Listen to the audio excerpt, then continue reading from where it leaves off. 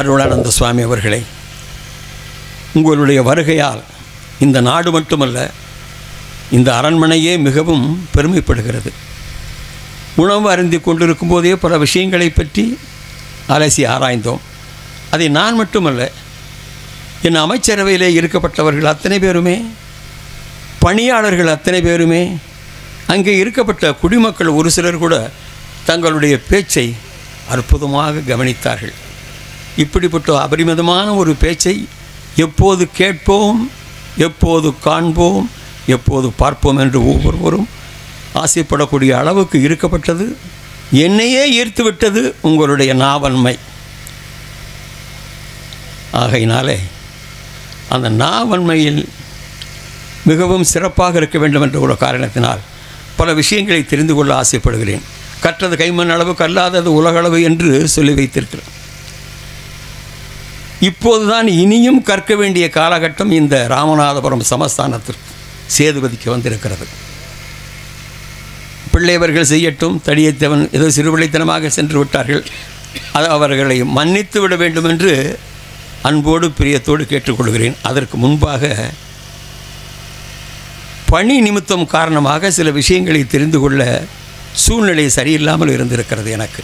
இப்போது அந்த சந்தர்ப்பம் வந்திருக்கிறது. ஆகையினாலே இறை மக்களுடைய விஷயங்களை எல்லாம் கேள்விப்பட்டிருக்கிறேன்.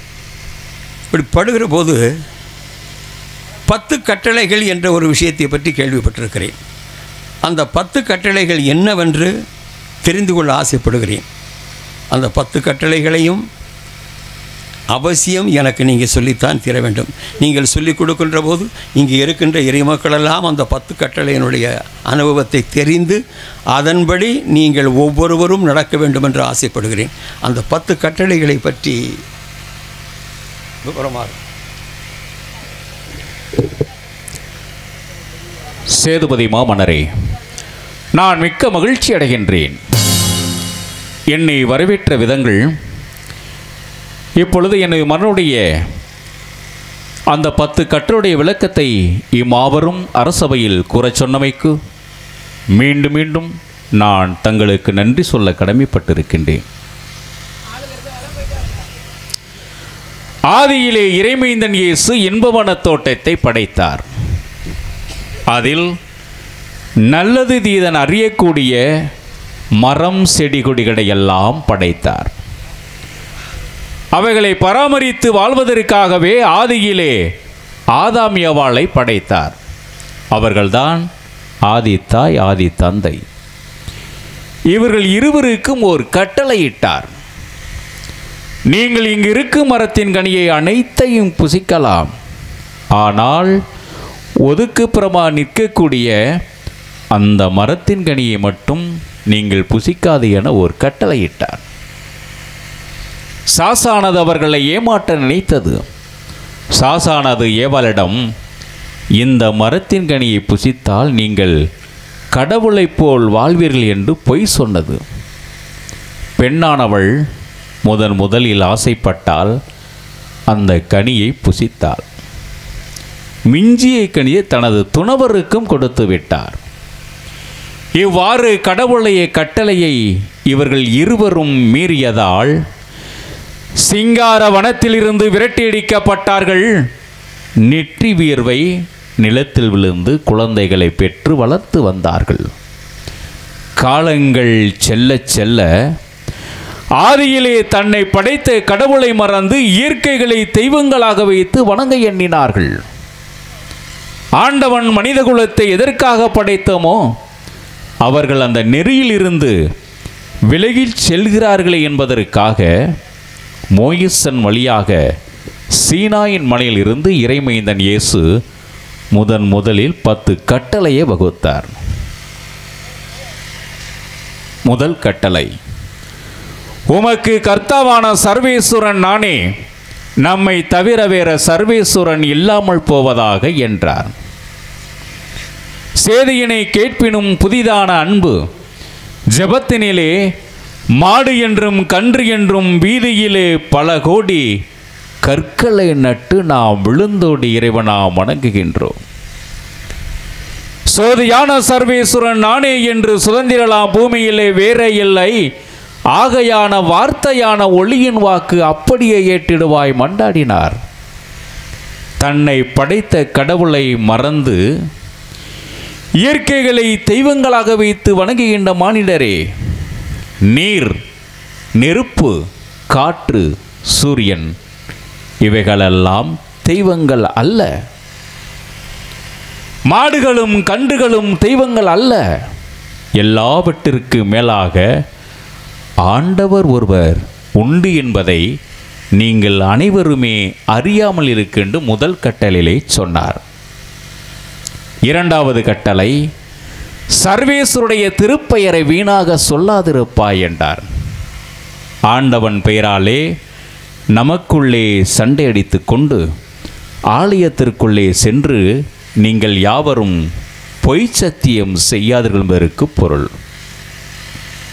மூன்றாவது கட்டளை, சர்வேஸ்வருடைய திருநாட்களை அனுசரிக்க மறவாதிருப்பாய் என்றார். நம்மை படைத்த கடவுளை வணங்குவது நமது கடமை.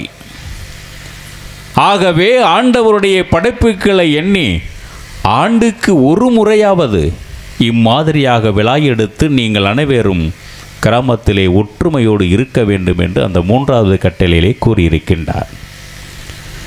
நான்காவது கட்டளை, பிதாவையும் மாதாவையும் சங்கித்திருப்பாய் என்றார். அன்னையும் பிதாவும் முன்னறினால் மொழிந்திட்ட அமுதொரு வாக்கை கண்ணன போற்றும் கடமையை செய்தால் முன்னமே அவனுக்கு முத்தையம் கிட்டும் கைமாறு கருதாமல் உன்னை கண்ணின் மணி போல் காத்த மணிற்கு அன்னையின் பண்பே எண்ணிய வாழ்வீர் அடைந்திரலா மோட்சத்தை என்றிட்டார் மன்னர். ஈன்ற மொழியில் பிரதமர்க்கும் தர்மகனை சான்றோனி என கேட்ட தாய் அண்டா திருவள்ளுவர். ஒரு தாய் ஒரு குழந்தையை பெற்றெடுக்கும் பொழுது மரணத்தின் வாயிலிருந்தே பெற்றெடுக்கிறாள். அப்படி பெற்றெடுத்த மைந்தன் தனது பெற்ற தாயை நெஞ்சிக்கும் போது பெற்ற வயிறு பற்றி எறியும் அல்லவா? பள்ளிக்கு அனுப்பிவித்து பல கலையில் கட்டிவித்து தாய் தந்தையை நோகச் செய்த தருதலை பிள்ளைகள் எத்தனை பேர் இருக்கின்றார்கள்? இவைகளெல்லாம் கொடிய குற்றங்கள். ஆகவே வாழுகின்ற தெய்வங்களாயிருக்கின்ற தாய் தந்தையை முதலில் வணங்குங்கள் என்று அந்த நான்காவது கட்டளையிலே கூறியிருக்கின்றார். ஐந்தாவது கட்டளை, கொலை செய்யாதிருப்பாய் என்றார். மண்ணாசை, பொன்னாசை, பெண்ணாசையிலும் கொலை. கண்ணின் கடற்பார்வையை காதலி மேல் காட்டுதல் மேல் கொலை. வந்துகின்ற கொலைக்களங்கள் நெஞ்சம் பதறுதப்பா. தன்னை போல் பிறரையும் நேசிப்போம், தகாத உயிர் கொலையை நாளும் மறப்போம் என்றார். ஒரு கொலையாளை எத்தனை குடும்பங்கள் குழப்பத்தில் இன்னும் சூழ்ந்து கொண்டிருக்கின்றன. தந்தை இழந்த தனையன்மார்கள், தனையிழந்த தந்தைமார்கள், ஏன் பிள்ளைகளை இழந்த பெற்றோர்கள், எத்தனை விதமான கொலைகள். ஒன்றும் இல்லாமலிருந்து ஒன்றையும் உண்டாக்கும்படியான மாந்தனே, ஆண்டவர் படைத்த அளிக்கின்றாய் என்ற கட்டளையை கூறியிருக்கின்றார். ஆறாவது கட்டளை, மோகபாகம் செய்யாதிருப்பாய் என்றார். கொலை வருத்த கடவுள் குறிப்பாலே முன்னே சொல்லி கொலை கூறிய மோகபாகம் பொல்லாது என்றார். சுனை நிகழ்த்தை உன்பிறைப்பை நினைத்துவிட்டால் கனவெல்லாம் காலமெல்லாம் நீங்குமப்பா, கரையில்லா வாழ்வருக்கு ஒழுக்கமின்மையாக்கி கற்பிப்பாய் கற்பனையை மறவாய் என்றார். ஒழுக்கம் விழுப்பம் தரலான், ஒழுக்கம் உயிரினும் வம்பப்படும் என்றார் திருவள்ளுவர். நீங்கள் அனைவரும் ஒழுக்கமோடு வாழ்ந்தீர்கள் என்றால் நிச்சயமாக இறை இயேசுடைய மாண்பை நீங்கள் அனைவரும் அடைவீர்கள் என்ற கட்டளையிலே கூறியிருக்கின்றார். ஏழாவது கட்டளை, களவு செய்யாதிருப்பாய் என்றார். பிறருடைய பொருளை திருடி அபகரித்து வாழாதே குற்றமெனச் சொன்னார். எட்டாவது கட்டளை, பொய்ச்சாட்சி கூறாதிருப்பாய் என்றார். நீதிமன்றங்களிலே பொய்களை சொல்லாதீர்கள். நீங்கள் சொன்ன பொய்களாலே எத்தனை குடும்பங்கள் இன்னும் குழப்பத்திலே சூழ்ந்திருக்கின்றன. இவைகளெல்லாம் கொடிய குற்றங்கள். ஆகவே உண்மையை பேசி இயேசுவின் பிள்ளைகளாக இந்த மண்ணிலே வாழுங்கள் என்ற அந்த கட்டளையிலே கூறியிருக்கின்றார். ஒன்பதாவது கட்டளை, பிறர் தாரத்தை விரும்பாதிருப்பாய் என்றார். ஒருவனுக்கு ஒருத்து என்ற உயர்ந்த தத்துவம் தான் திருமறை போதைக்கின்ற தெவிட்டான பாடமாகும். நலங்கொடி தருகின்ற நல்லன்ப கனி கொடுத்து நஞ்சு மொழி கொஞ்சு மொழி நாடலாமா? அருமாந்த இறை உடலையாய் அடுத்தவனுக்கு ஈன்று விட்டு பிறர் பெண் பாவச் செயலை பேதையிலே செய்யலாமா? பிறர் தாரம் விரும்புவது வேதனை என்று எண்ணி ஒரு தாரத்தோடு ஒழுக்கமோடு இரு என்றார். ஒரு மனைவி இருக்க பிறதொரு மனைவியை திருமணம் செய்வதும் குற்றம் அபச்சாரம். ஒரு மனைவி இருக்க பிறதொரு மனைவியை அடைய விரும்புவதும் குற்றம் அபச்சாரம். ஆகவே எந்த பெண்ணை முதலில் தொட்டு தாலி கட்டுகின்றீர்களோ அந்த பெண்ணுடன் தான் இன்பத்திலும் துன்பத்திலும் சேர்ந்திருக்க வேண்டும் என்பது என்னுடைய வேதமொழி. இறைவன் நினைத்ததை மனிதன் பிரிக்காதிருக்கட்டும் என்பது கிணங்க கணவனும் மனைவியும் கடைசி வரை இன்பத்திலும் துன்பத்திலும் சேர்ந்திருந்து வாழுங்கள் என்று அந்த கட்டளையிலே கூறியிருக்கின்றார். 10வது கட்டளை, பிறர் உடைமையை விரும்பாதிருப்பாய் என்றார். உமக்கு எப்பொருள் கொண்டு அழைக்கப்படுகிறதோ அப்பொருள் தனது கடைசி நேரத்தில் இறைவனிடத்தில் அனைத்தும் கடக்கு கொடுக்கப்படும். அப்படியெல்லாம் இருக்கும் பொழுது பிறருடைய பொருளை திருடி அபகரித்து வாழாதே குற்றம் எனச் சொன்னார்.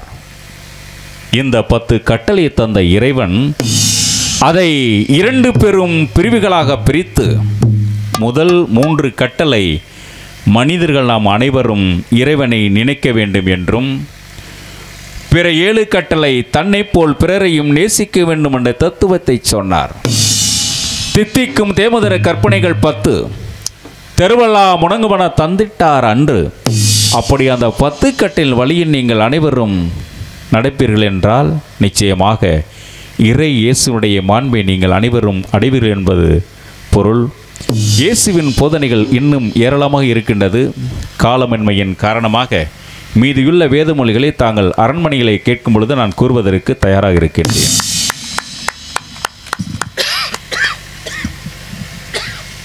அற்புதம் அற்புதம்.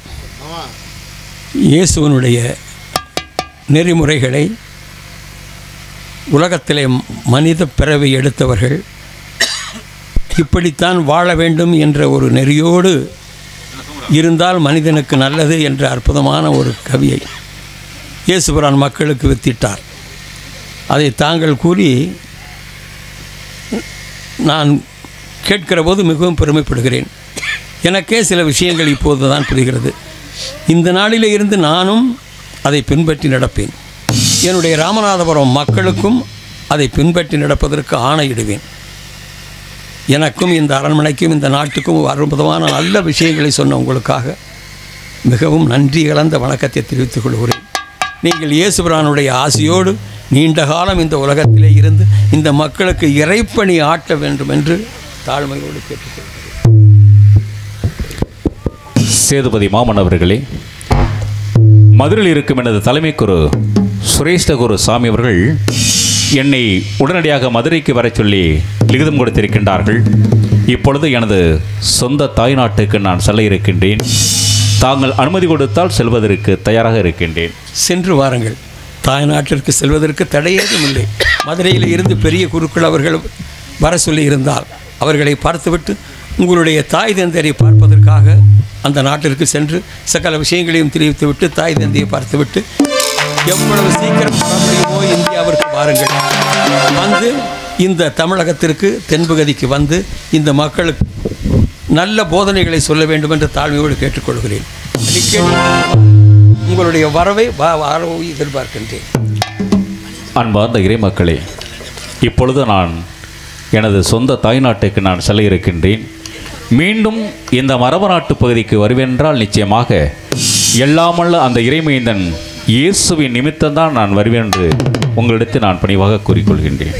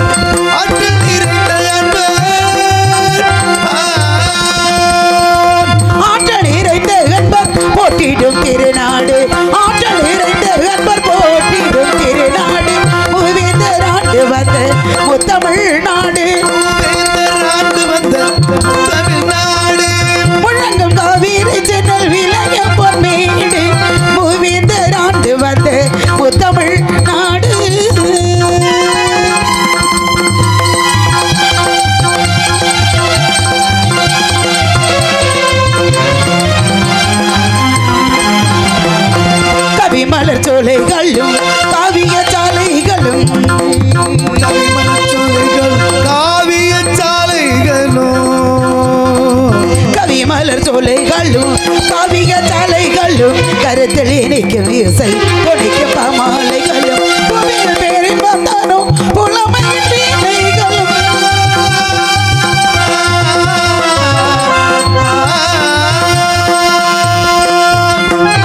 புவியில் பேரில் வந்தாலும் புலமையில் வேலைகளும் புலமையை கண்ட வேலை புலமையை கண்ட வேலை புலமையை கண்ட வேலன் வலமை வரும் தென்னாடு புலமையை கண்ட வேலன் வலமை வரும் தென்னாடு மூவேந்தர் ஆண்டு வந்த முத்தமிழ்நாடு மூவேந்தர் ஆண்டு வந்த முத்தமிழ்நாடு மூவேந்தர் ஆண்டு வந்த முத்தமிழ்நாடு மூவேந்தர் ஆண்டு வந்த முத்தமிழ்நாடு புனித தலைவக ஜெயன ஸ்தலம் அதில் மனிதர் குறிகத படுவங்கள் நிறைந்த மூவேந்தர் ஆண்டு வந்த முத்தமிழ்நாடு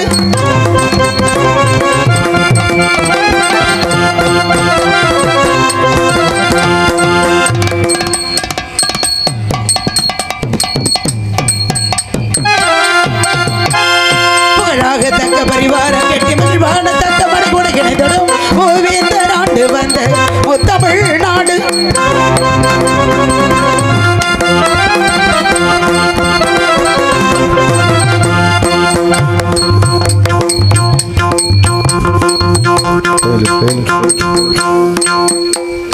சித்தி பத்தி மெத்து நத்தி சுட்டம் இருந்தர் மிருதக மூவேந்தர் ஆண்டு வந்த முத்தமிழ்நாடு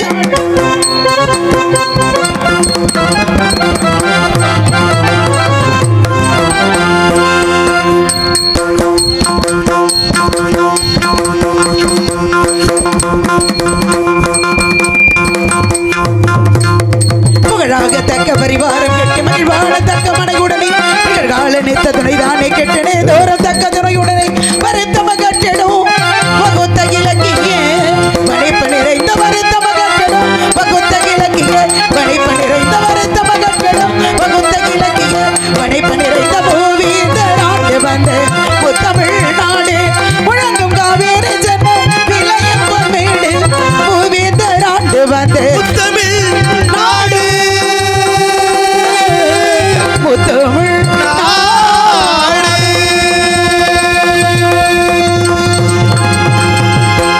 அன்பார்ந்த பெரியவர்களே, சகோதர சகோதரி அத்தனை பேர்களுக்கும் என்னுடைய சார்பாகவும் என்னை அழைத்து வந்த அண்ணா அன்புடைய வேலாயுதம் அண்ணா அவர்களுடைய சார்பாகவும் நன்றியை தெரிவித்துக் கொண்டு இந்த நேரத்தில் இந்த இடத்தில் எனக்கு என்ன வேலை, நான் இதற்காக வந்திருக்கேன் அப்படின்னா என்னுடைய பெயர் கடலையம்மா.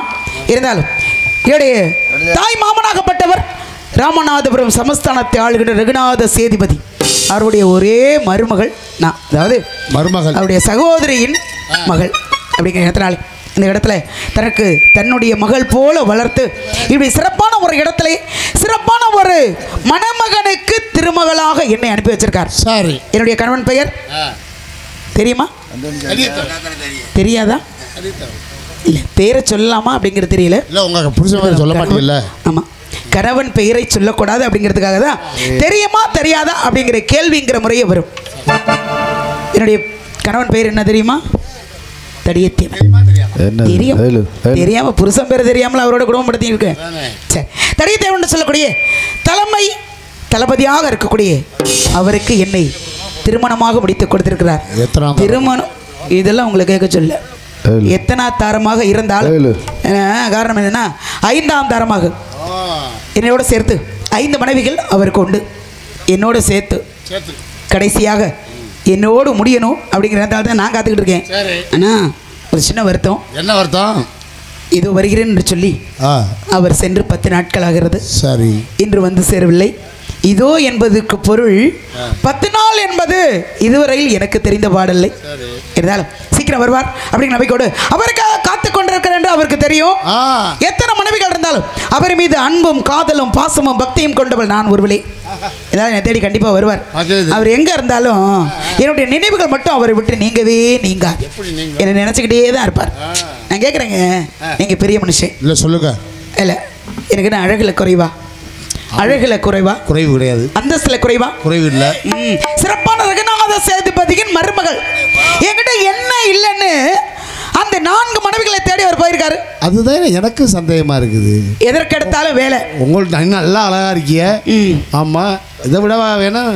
இது விடவா அவருக்கு வேணும் அப்படிங்கிறத நான் என்ன தெரிந்தாலும் முதல் மனைவியெல்லாம் மறக்க முடியாதுங்கிறது எனக்கு தெரியும். அதுக்காக எப்போதும் அவங்க கூடவே இருங்க அப்படின்னு நான் சொல்ல முடியுமா? அது முடியாது. என் மீது ஆசைப்பட்டு தான் காதலித்து திருமணம் முடித்தார். ஆமா. அப்பெல்லாம் வராத பாசம் இப்போ மட்டும் முதல் மனைவி மேலே எப்படி வருது? சலிச்சு போச்சு உலகம். எது? அவர் வரட்டும், வருவார். இன்னைக்காவது வருவார் என்ற நம்பிக்கை தான். இருந்தாலும் மனதுக்குள்ள எண்ணங்கள் வந்துடும். காரணம் என்ன தெரியுமா? கணவனாகப்பட்டவர் இப்பொழுது எப்போ வருவார் ஏக்கங்கள் பலவிதம். ஆனா இன்று வந்தே தீர்வாருங்க நம்பிக்கை மனசுக்குள்ள இருந்துச்சுன்னா கண்டிப்பா அந்த நம்பிக்கைக்கு பத்திரமாக கண்டிப்பா வந்துச்சிருவாங்க. அதுதான் ஆழ் மனதில் உள்ள சக்தி. அப்ப இன்னைக்கு வருவாருங்க நம்பிக்கை எனக்கு நிறைய இருக்கு. இருந்தாலும் அவரை காதலிக்கிறோம், அவரையே காதலித்து கொண்டு இருக்க வேண்டும். எத்தனை ஜென்மங்கள் எடுத்தாலும், எத்தனை யுகங்கள் எடுத்தாலும் அவரை மட்டுமே காதலிக்கணும், அவரோடு நான் சேர்ந்து இருக்கணும். நான் என்ன அப்படியாங்க ஆசைப்படுறேன், அவர் என் கூடவே இருக்கணும்னு ஆசைப்படுறேன்.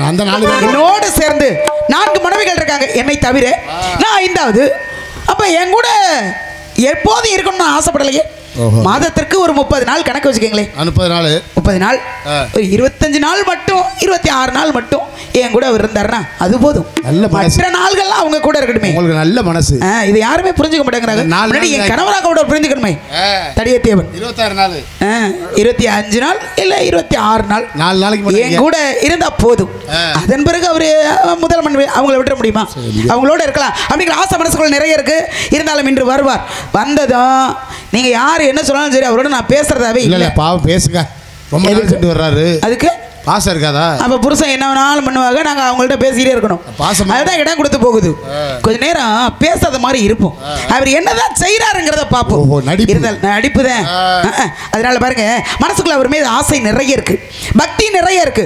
ஆனா காதல் இருக்கிற இடத்துலதான் கோபமும் இருக்கும், குணம் இருக்கும்ல. அதனால அவர் வருவதற்கு முன்னாடி அவரை காதலிக்கணுங்கிற மனசுக்குள்ள நிறைய ஆசை இருக்கு. அபிராமி நடிக்கும் கடலைமாக நடித்து கொண்டிருக்கும் அருமை அன்னியார் அபிராமி அவர்களுக்கு கிராமத்தார்கள் சார்பாக பொன்னாடி கருவப்படுத்திய அன்பு கிராமத்து அத்திரபேர்களுடைய சார்பாகும் எங்கள் கலைக்குழு சார்பாக நன்றி நன்றி நன்றி கலந்த வணக்கம் வணக்கம் வணக்கம். காதல், என்னுடைய காதல் விடுபட காதல், அவர் மீது கொண்ட காதல். என்ன காதல்? என்ன ஒன்றும் பிரச்சனை வாச கருவேப்பிலையே யாரு? ஏமாமே பெத்த மல்லிகையே ஊத குளிர் காத்து ஊசி குத்துற போது ஒன்ன நினைச்சு தூக்கம் போச்சு போச்சு. நான் என் புருஷனை காணும்னு தேடிட்டு வந்திருக்கேன். ஒன்ன நினைச்சு தூக்கம் போச்சுன்னு யார நினைச்சு உங்களுக்கு தூக்கம் போச்சு? அவரை நினைச்சு எனக்கு தூக்கம் போச்சு. அவரையே அனுதினம் நினைச்சுக்கிட்டு இருக்கேன். சாப்பிடுற தட்டை எடுத்தா கூட அவர் முகம் தான் தெரியுது. சொல்றியா? குடிக்கிறதுக்கு தண்ணி எடுக்கணும் டம்ளர் எடுத்தா கூட அவர் முகம் தான் தெரியுது. படுத்தாலும் அவர் முகம், எழுந்தாலும் அவர் முகம், எங்க நின்றாலும் அவர் முகம் தான் மனசுக்குள்ள அப்படியே கண்ணுக்குள்ள வந்துகிட்டே இருக்கு. அப்படி ரச உங்க வேலையை பாருங்க. அதெல்லாம் உங்களை கேட்டாங்களா? அப்ப பாடுங்க நீங்க பாட்டு. வாச கருவே ஏமாமே பெத்த மல்லிகையே வாச கருவே பிள்ளையே ஏத்து பெத்து மன்னவனே ஊத குளிர் காத்து அது ஊசி குத்துற போது ஊத குளிர் காத்து அது ஊசி குத்துற போது ஒன்ன நினைச்சு தூக்கம் போச்சு போச்சு. வாச கருவே பிள்ளையே ஏமாமே பெத்து மன்னவனே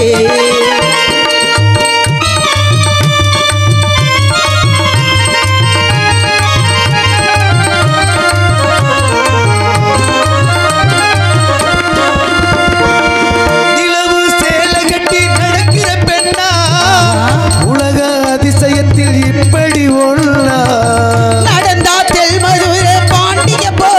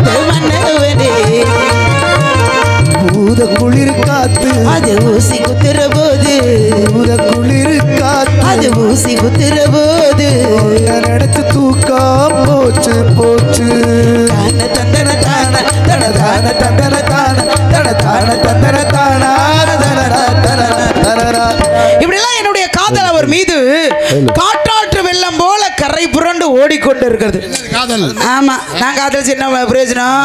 அவருக்கு என் நினைப்பு இருக்கணும்ல, என் நினைப்பு அவருக்கு இருந்தா என்ன வந்திருக்கணும். ஒருதலை அவ வரலன்னா என்ன பண்றது? ஒருதலை காதலா? இல்ல இல்ல அப்ப ஒருதலை காதல் நீங்க வேறங்க. அவர் நடிக்கிறாருங்க. உள்ளொன்று வைத்து புறமொன்று பேச உறவுகளாக வேணும் அப்படின்னு பெரியவங்க சொல்லி வச்சிருக்காங்க. ஆனா அவர் என்ன பண்றாரு, நான் பக்கத்துல இருந்தா மட்டும் என் கண்ணே தேனே மணியே அப்படின்னு பேசுறாரு.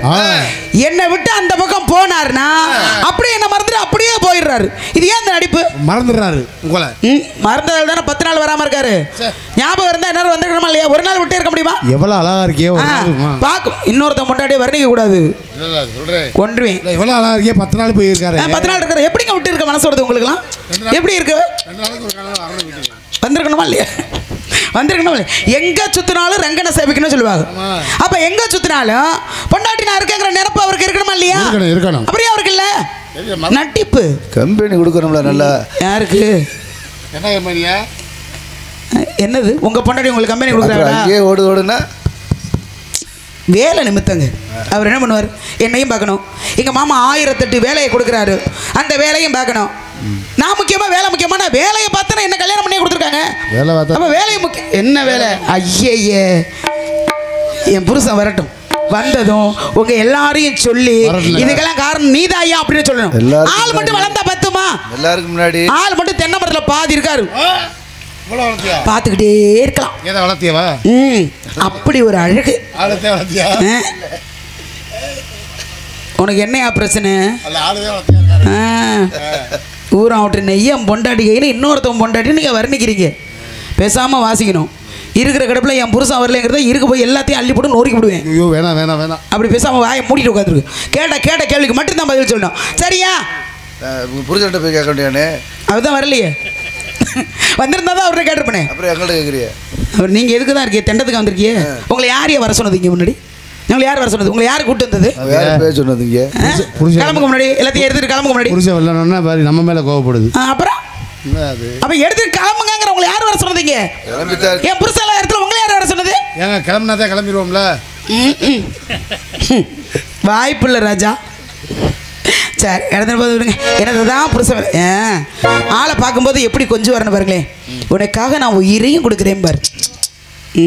ஆம்பளைங்க பொம்பளைங்களை ஏமாத்துறதுக்கு சொல்ற ஒரு வழி. உன்ன மாதிரி ஒரு உண்டா, ஒரு பெண் உண்டா? உனக்காக நான் உயிரையும் கொடுப்பேன். நான் கேட்குறேன், அந்த காலத்துல எல்லாம் பாருங்க, ஒரு கணவன் இறந்து போயிட்டா மனைவி உடங்கட்டை ஏறுவா. இந்த காலத்தில் யாராவது பொண்டாட்டி செத்து போயிட்டான்னு உடங்கட்டை ஏறுறீங்களா? பொண்டாட்டி இருக்கும்போதே இன்னொரு பொண்ணை தேட்டு போறீங்க.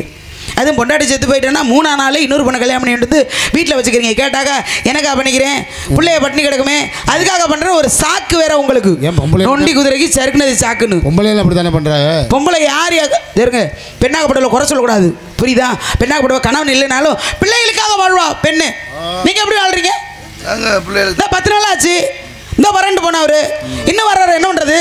எந்த பிள்ளையை தேடி போயிருக்காரு? எந்த பிள்ளைய தேடி போயிருக்காரா? இன்னுமா இதுக்கு மேலையா? ஏற்கனவே 5 போறதுக்கே நேரம் இல்லை. சோறு தண்ணி இல்லாம கூட வந்துருவோம். தெரியுது உங்க முகர கடையை பார்த்தா அது இல்லாம இருக்க மாட்டீங்கன்னு. எது பொம்பளை பிள்ளைய உறக்கமா? அன்பு. நானும் தான் அன்பை செலுத்துறேன். அதுதான் வேகமாக தான் செலுத்துறேன். இந்த ஆள் வர்றதுக்கு வேணும். எங்கே போயிருக்காரோ, எந்த பொண்ணு எனக்கு வயிற்றுச்சலாக இருக்கு. ஏங்க அடையாங்க நீங்கள் வயிற்றுச்சல் எதுக்கு தெரியுமா? எந்த பொண்டாட்டியை போய் எப்படியெல்லாம் கொஞ்சிறாரோ, அங்கே போய் என்னென்னலாம் ப்ராடு அடிக்கிறாரோ, என்னென்னலாம் பொய்யா சொல்லி சமாளிக்கிறாரோ, அங்கே என்னக்கிட்ட சொல்கிற மாதிரியே தான் அங்கேயும் சொல்லுவாருன்னு நினைக்கிறேன். அங்கே போய் ஒன்றை விட்டு நான் இருக்க மாட்டேன், இதோ வரேன்னு அங்கேருந்து இங்கே ஓடியாந்துருவார், இதோ வரேன்ட்டு இங்கேருந்து அங்கே ஓடி போயிடுவார். சொல்லாமல் இருந்து 5 பொண்டாட்டி கட்டியிருக்க முடியுமா? அது உண்மைதான். உங்களை மாதிரியே இருக்காருங்க என் புருஷன். நீங்க எப்படி வீட்டில் சாச்சாப்பு சொல்லிட்டு அங்கிட்டு போறீங்களோ, அதே மாதிரி என் புருஷனும் ஒரு இடத்துல ஒரு பொய்ய சொல்லிட்டு அலையிறாரு கிடத்துக்கிட்டு. ஏன் அந்த அலைச்ச? உன்னோட உருப்படியா இருந்திருக்கலாமா இல்லையா? ஏன் அப்புறம் என்ன கல்யாணம் பண்ணோம்? உன்னோட இருக்கணும். என்னோட இருக்கணும் இல்லம்மா என் புருஷன். அப்ப என்னோட இருக்கணும்ல, அப்படியே விட்டு விட்டு போறாரு. உன்னோட தான் இருக்கணும் இருந்து. யாரியா? விட்டுட்டா போயிடும்.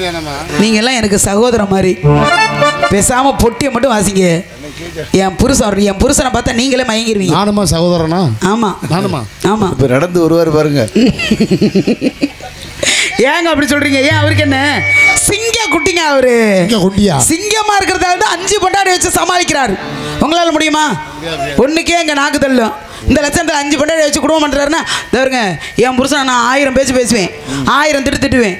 மற்றவங்களை பேச விட நான் பார்த்துக்கிட்டு இருக்க மாட்டேன். அது வந்து நீங்க பேசக்கூடாது என் புருஷனை. புரியுதா? வீட்டில் திட்டணும், இங்கே பப்ளிக்ல திட்டம். நான் எங்க வேணாலும் திட்டுவேன், தெருவில் இன்னும் கூட சத்தம் போடுவேன். உங்களுக்கு என்னையா? தெருவுக்கு தான் வந்துட்டேன். நாங்கள் ஒன்றை வச்சு கூட ஒன்றும் பண்ண முடியல. அதான் தெரியும் உங்களால் ஒன்றும் பண்ண முடியாதுன்னு. அதனால தான் இருந்தாலும் என்னுடைய காதில் ஒரு முறை சொல்கிறேன், அதோட உள்ளே போய் என் புருஷன் வர்றாரா இல்லையான்னு பார்க்குறேன். இல்லைன்னு வச்சுங்களேன் தேடிக்கிட்டு கூட போயிடுவாங்க. எந்த பொண்டாட்டி வீட்டில் இருக்காருன்னு தான் தெரியலையே.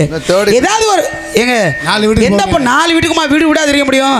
நான் பிச்சை எடுக்க போகிறேன் தெரு தெருவா தெரியறதுக்கு. வாய முடிங்க. எந்த பொண்டாட்டி வீட்டில் இருக்காருன்னு தெரிஞ்சா போய் அழைச்சி வந்துடுவேன். 4 பொண்டாட்டியில் எங்க இருப்பாரு? ஓனர் வரமாட்டாரா? கழுத கட்டா கொட்டிச்சு வரும். 4ல் எதோ அழகா இருக்கும், அந்த வீட்டிலே இருப்பாரு. எல்லாமே நல்லா இருக்கும். அதனால என்னுடைய காதல் ஒரு முறை சொல்லவா சொல்லவா சொல்லவா சொல்லவா சொல்லுங்க எதையாவது சொல்லுங்க.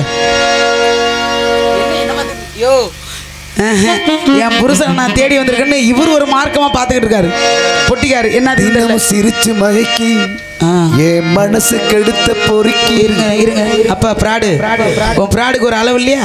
ஆம்பளைங்க அம்புட்டு பேரும் பிராடா தான் இருப்பீங்க ஐயா. என் புருஷன் அப்படி பார்த்தா தெரியுதா ஐயா? பாட்டு தானே பண்ணேன். பாட்டு பண்ணீங்க. நீங்க பாடின பாட்டு சரியா? எங்க ஒரு பாடின பாட்டு சரியா? இரு செத்த பொறு, உன் அவசரத்துக்கு ஒரு இது இல்லாமல் போயிடுச்சு. நீங்கள் பாடின பாட்டு சரியா? அது அவசரத்தை பிறந்தது அப்படிதான் இருங்க. சரி அதுக்கடுத்து நீங்கள் பாடிய பாடல் சரியா தப்பா? சரியா தப்பா? தப்பு. என்ன காரணம் தெரியுமா? என்ன? தினமும் சிரிச்சு மயக்கி என் மனசை கெடுத்து சிரிக்கி நான் தான். அவர் மனசை கெடுத்த சிரிக்கி நான் தான். சொல்லக்கூடாது. நீங்க பொறிக்கன்னு சொன்னீங்க, என் புருஷனை சொல்ற மாதிரியே இருக்கு. பொறிக்கணும் உங்களை சொல்ல வர சொன்னேன், அது தெரியுது. அப்ப பாட்டு எனக்கு பாடுங்க.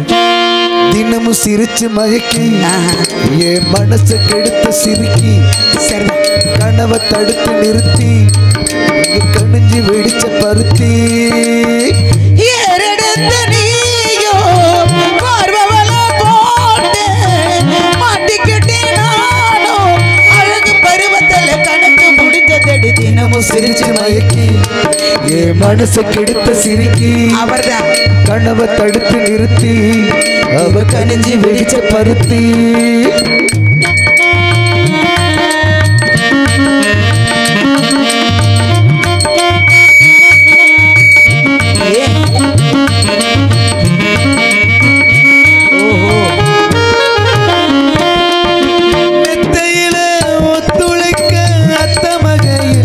அவர்தான் தேடி போயிருக்காரு ஒத்துழைக்க.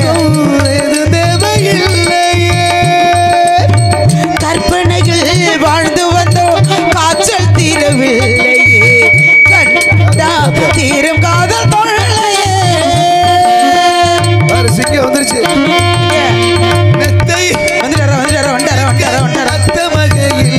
இருக்காரு. சொத்து சுகம் ஏது தேவையில்லையே, கற்பனைகள் வாழ்ந்து வந்தோம் காய்ச்சல் தீரவில்லையே, கண்டுகிட்டா தீரும் காதல் கொள்ளையே. குளிர் மேய்ச்சிரும் அது எனக்கு கொதிக்கலாச்சு, நல்ல இடத்தை நீ காட்டு. அவர் வரட்டும். இப்ப போதை ஏறி போச்சு, உங்க கிட்ட சேரத்தான் உசிறு உள்ளது, காலமினி நல்லது, மாலை போட ஒரு நாள பார்த்து சொல்லு. தினமும் சிரிச்சு மயக்கி என் மனசை கெடுத்த சிரிக்கி கனவை தடுத்து நிறுத்தி அவ கணிஞ்சு வெடிச்ச பருத்தி.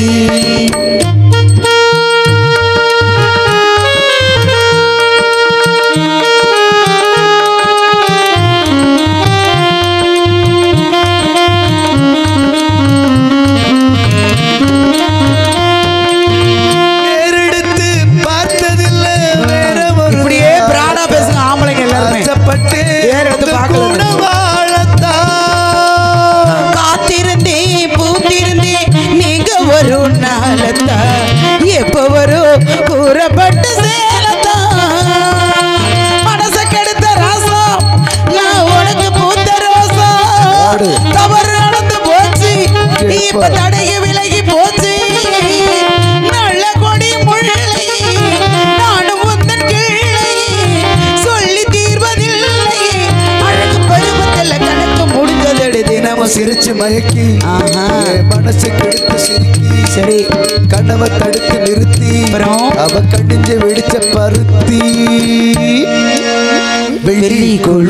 கண்ணுமணி வேளாண் கண்ணுமணி சொல்லி இழுத்ததென்ன தூங்காம செஞ்சதென்ன பாடாதே ராகம் சொல்லி பாட்டு படிச்சதென்ன கூடாம கூட வந்து சேர்ந்ததென்ன. இப்படியே உருகி உருகி காதலிச்சு காலங்கள் தான் ஓடிக்கொண்டிருக்கிறது. என்னுடைய இது அப்புறம் என்ன என் புருஷன் நினைச்சு 10 நாளா நான் சாப்பிடவே இல்லை. பார்க்கவே தெரியுது. திறந்து வச்சுக்கிட்டே உட்காந்துருக்கேன் வீட்டு கதவை. வாயெல்லாம் உள்ள பூந்துருப்பேன் பயந்து தான் சாத்தி வச்சிருக்கேன். வாயை முடுங்க நீங்க. அது நான் பாத்துக்கிறேன். அதனால என் புருஷன் வந்தாருன்னா நான் கோவமா இருக்கேன்னு மட்டும் சொல்லுங்க. அவர் என்கிட்ட பேசவே கூடாது. கண்டிச்சு வச்சிருக்க சரியா? அங்க போய் இங்க போய் அந்த பொண்டாட்டி இந்த பொண்டாட்டின்னு எல்லாம் பொண்டாட்டி பார்த்துட்டு கடைசியில் வந்து என்ன பாப்பாரா? எங்களுக்கு கோவம் வருதுங்க. கோவம் வருதுல உங்களுக்கு? அப்ப என் மனசுக்குள்ள எவ்வளவு ஒரு கஷ்டம் இருக்கும். உங்க மனசு நல்ல மனசுங்க. எவ்வளவு இறக்கமான மனசு. ஆமா உங்களுக்கு தெரியுது, அவருக்கு தெரியலையே. நான் என்ன பண்ணேன்? சரி அவர் வந்தார் பாருங்க, அவருக்காக நான் காத்துட்டு இருக்கேன்னு சொல்லாதீங்க. சொல்லக்கூடாது. நான் கோவமா இருக்குன்னு சொல்லிவிடாதீங்க. கோவமா இருக்குது அவர்கிட்ட நான் பேச மாட்டேன்னு சொல்லிடாதீங்க. சொல்ல மாட்டோம். நான் வந்தேன்னு கூட சொல்லிடாதீங்க. எல்லாம் சொல்லிடாதீங்க. யாருன்னே தெரியாதுன்னு கூட சொல்லுங்க. சொல்ல எல்லாத்தையும் சொல்லிட்டீங்களே. என்னது வருவார்? எனக்கு இன்னமும் அந்த யோசனை தோணிக்கிட்டே இருக்கு. வருவார்னு. வந்தாருன்னா நீங்க எதுவும் சொல்ல வேணாம். நான் வந்தேன்னு மட்டும் சொல்லாதீங்க. அடிச்சு கூட கேட்பாரு. சொல்லிவிடாதீங்க. முடிச்சு கேட்டா எப்படி வேணாலும் அவர் இஷ்டம். எப்படி வேணாலும் கேட்பாரு. ஆளை பார்த்து பயந்து கிந்துப்படாதீங்க. ஆமா அப்படி இருப்பாரு. தென்னை மரத்தில் கொட்டக வயிறா இருப்பாரு. என்ன பண்றது? பிரயோஜனம்